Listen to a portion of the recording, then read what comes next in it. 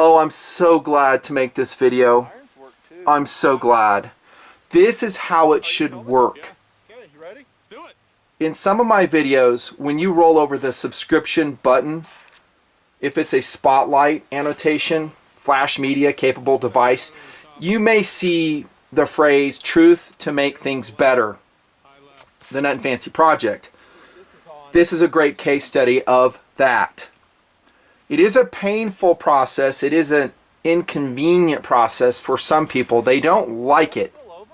They don't want to hear it. They want to hear what they want to hear, and sometimes when it falls out of line with their previously held beliefs, and more importantly, money they've already spent, they go on attack mode against me personally. That's happened for a long time. Or anyone who is saying, hey, wait a minute, something's not right here, and this is jacked up. Truth always stands the test of time. It's painful to put out there. I think I do a pretty good job of it. I try my best. I have taken a lot of heat for it, but I just don't freaking care. Because again, it stands the test of time, and in the long run, I'm almost always vindicated in the review that I've put out. This is a perfect example, and we're going to talk about it. And it's a great video to make. I'm excited to make it. I'm excited to lift basically a non-recommend on the KelTec Sub-2000 2nd Gen. The one we're going to talk about is the one I'm going to call the PI, the Product Improved 2nd Gen Sub2K. But first things first, I want to sincerely thank those subscribers, those TNPrs who stick with me through thick and thin. And the vast majority did just that during the pistol caliber carbine shootout, in which I revealed some serious issues with the KelTec, and I'd already reviewed it, and subsequent in-field testing, I don't know what you want to call it, more intense, revealed some issues. And so I went back in annotation of the original tabletop review of the 2nd Gen Sub2K, and I said, hey, I cannot recommend this to anyone. It's jacked up. There's always going to be critics, like I said at the outset of this, and they go, well, it's your problem. You did this. I've never had a problem with mine. And it's a reason I say it's an interesting case study is because of this. If we were to adopt that, and by the way, in the background is another awesome PCC. I think most y'all know it. It is a CZ Scorp Evo 3. But if we were to just maintain status quo and say, everything's awesome, everything the manufacturer tells, I'm just sliding this in for eye candy is all. Everything the manufacturer tells us is perfect, and then we just say the Emperor has clothes all the time. Where do we go? That's an artificial process. But I'm here to tell you that most of the gun media, a lot of it here in BoobTube, a lot of it online, the blogs, are that way. They're very reluctant to say anything negative about any gun. They'll really softball it. And the reason is they want to preserve relationships, they want to preserve money flows, they want to preserve this and that, and so they step very carefully when they find something negative. And most, I shouldn't say most, but some won't address it at all. I'm not in the industry.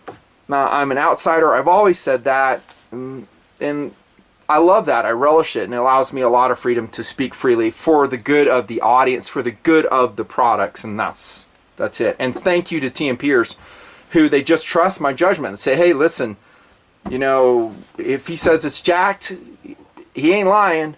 And a lot of you guys did that in that video, and I sincerely appreciate the support, because what it does is it gives me that strong foundation of TNP. And by the way, I've never told you this. This is pretty interesting.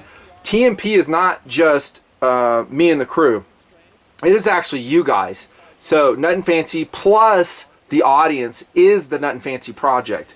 So TNP, the very important half of that are you guys. The guys that go out and buy, the guys that support me, the guys that contact manufacturers, and the guys that allow us to have a voice. In this instance, sometimes it's political activism, but in this instance is to develop a better product, to make it more awesome. But again, if we're going to go down the interweb road of never saying negative things and, oh, you're screwed up, you're, you know, effed in the head for saying that, nothing ever changes.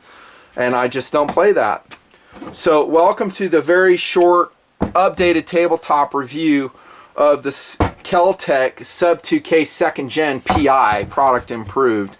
Oh man, am I stoked to do this. Like I said, I'm so happy. I will take some credit, maybe a lot of credit, for the front side issue getting fixed. When I put my review out, granted, I thought things were hunky-dory. Like I said, extended testing.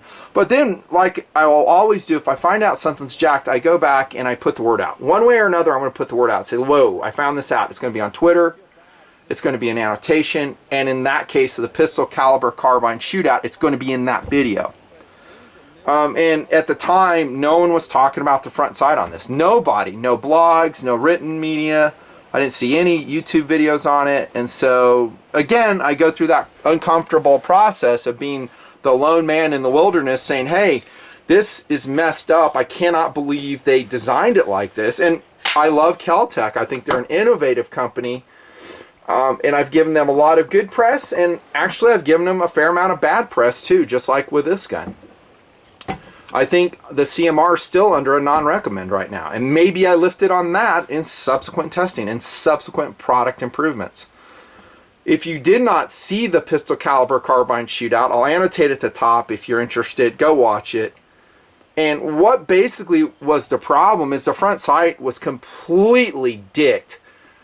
And it would rotate around. It wasn't keyed. It wasn't pinned, cross-pinned to the muzzle. It was just tightened with an Allen screw. That was problem number one. Problem number two, and this was also very serious, is the windage adjustment was unreliable. So this is a spring-loaded AR-15 style post in here, and you'll crank it left and right to adjust windage. Well, what happened is it would move under tension.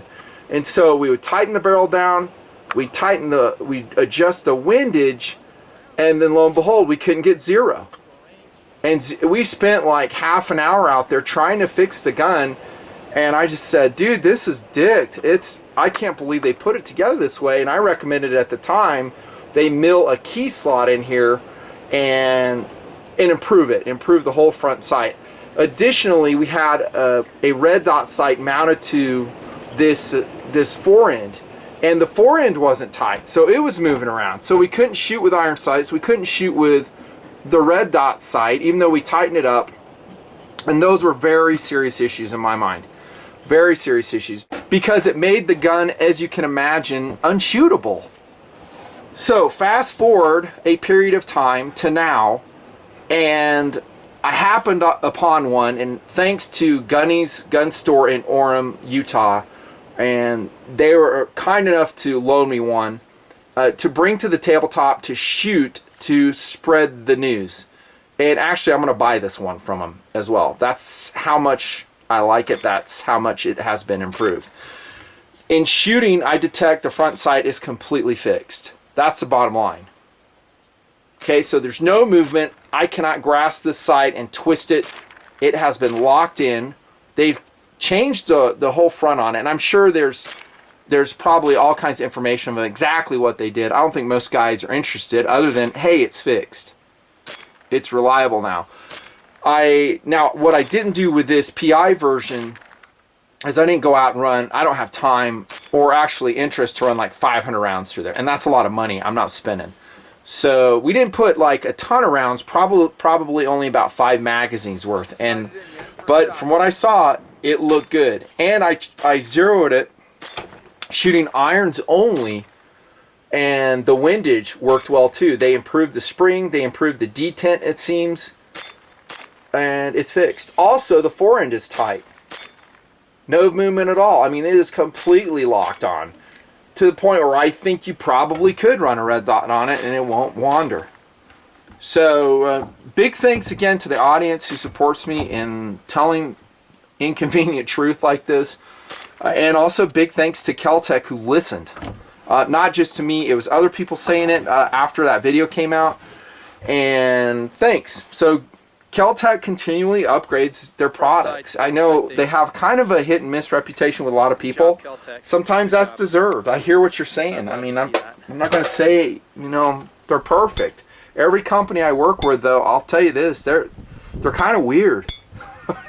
The stories I could tell you, every company. There's no company that I know that I just go, oh man, yeah, that's perfect. It's running like a well-oiled machine. There's always political intrigue, people getting fired, that person's gone, this person hates that person.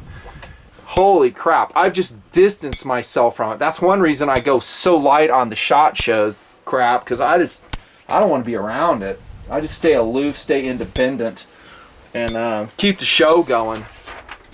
Here's a target that I shot with that, and this is at 35 yards out in the desert. That's excellent. I mean, for desert shooting, just iron sights, 35 yards, product improved, Sub2K Gen 2. So excellent, so stoked. Now, if you're just running into this video and you're thinking this is a full-on feature-length tabletop review, it isn't. I annotated the one at the top that you can watch, and we'll talk all about in that video the philosophies of use, you know, play, bug-out kit gun, better than a pistol philosophy, perhaps a home defense, and then I talk about the specifics and differences of the Sub2K Gen 2 versus Gen 1. In a lot of ways, I kind of think it's really the third gen because they've been doing PCCs for a while, but I don't want to get into that right now. Talk about the push bolt safety and the ergonomic weirdnesses of it. You kind of have to bury your cheek onto the tube. It's not ultra comfortable. You're racking your bolt back here. You have a notch to keep it open. Yeah, there's some oddities to it, for sure. Gen 2 brought us an adjustable stock. Now a fixed front sight, an improved fore-end with Picatinny rail on it. 1/2x28 threaded barrel. We have ran it with a can a lot. And on and on. And then I'll talk about competitive options in that video too. One of them's on the table again, the Scorp Evo 3. Great gun, I love this gun. But it's more expensive, a lot more expensive. The boys have got like a muzzle adapter on it. I don't know what they're doing with it, but so that's why flash hider's off of it. Anyways, congratulations to KelTec and to you guys for supporting me. It's really fun. It's a fun experience when it turns out like this. Sometimes it doesn't turn out like this. There'll be some negative information dealt out from TNP and nothing's ever done, and there'll be plenty of negative feedback to me for having done it, and a lot of hate, online hate, and I stick to my guns, man. No pun intended. I stick to my guns. If it's truth, it's truth, man. I won't budge off it at all. Let's end by, again, showing you why this gun is so incredibly cool. And in the tabletop review, by the way, I showed you guys the offset red dot mount that you can do and still fold your Sub2K. It does work. It's all discussed in the video if you're interested. This one, I think I'm just going to leave in iron sights. For maximum portability, look at the weight. 4 pounds, 5 ounces. It'll take Glock 33 round mags. Incredible firepower. Right now, it's just running a Glock 17 Magpul mag right here. So, awesome. It is recommended. I'm going to update my likability scale on it on the original video and kill that annotation saying it was not recommended because it's fixed. Enjoy if you can find one. I know they're extremely hard to find. They sell like crazy. This is the Nutnfancy project. See you later.